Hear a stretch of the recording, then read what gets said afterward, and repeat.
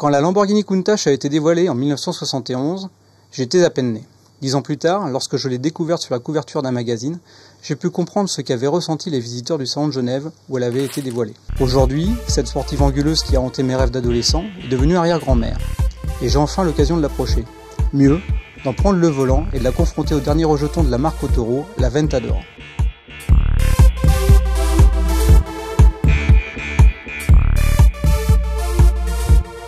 Ligne anguleuse à l'extrême, V12 colossale en position centrale arrière.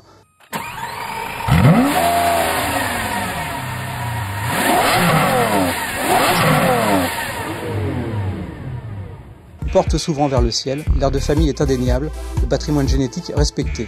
Mais au moment de découvrir l'habitacle de la Countach, on s'aperçoit des progrès accomplis en 40 ans. Finition approximative, forme simpliste, grand-mamie à quelques rides. Et encore, cette 25e anniversaire de 1988 a eu un quart de siècle pour mûrir. C'est la dernière et la plus aboutie des Countach, même si ce n'est pas forcément la plus jolie. En face, la Ventador joue les filles modèles. Présentation impeccable, ambiance haute technologie. Grâce à Audi qui a pris Lamborghini sous son aile, la marque italienne est enfin au top. Mais qu'en est-il au volant ?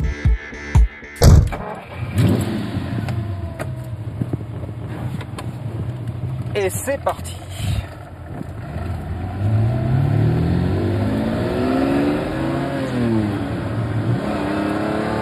Par rapport à la Ventador, la Countach est une vraie brute. La boîte est dure, l'embrayage l'est encore plus, la direction est lourde à basse vitesse, c'est une sorte de calvaire. Et plus la vitesse s'élève, plus c'est un plaisir. Un plaisir car se retrouver en tête-à-tête avec la bête, se mesurer à elle, avoir l'impression de la dompter est un sentiment jouissif, même si les vitesses atteintes n'ont plus rien d'exceptionnel comparé à celles que la Ventador autorise en toute décontraction.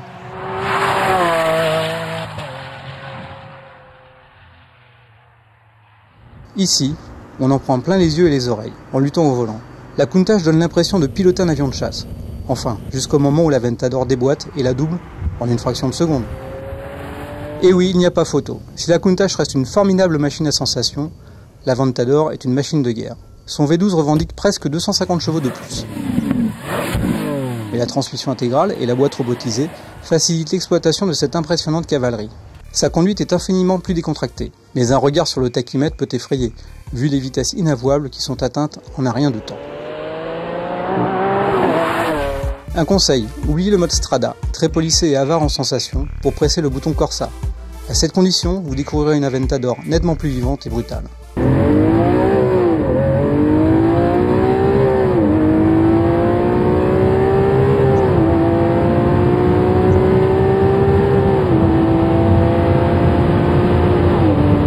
N'empêche, l'arrière petite fille reste plus vivable au quotidien grâce à la fée électronique.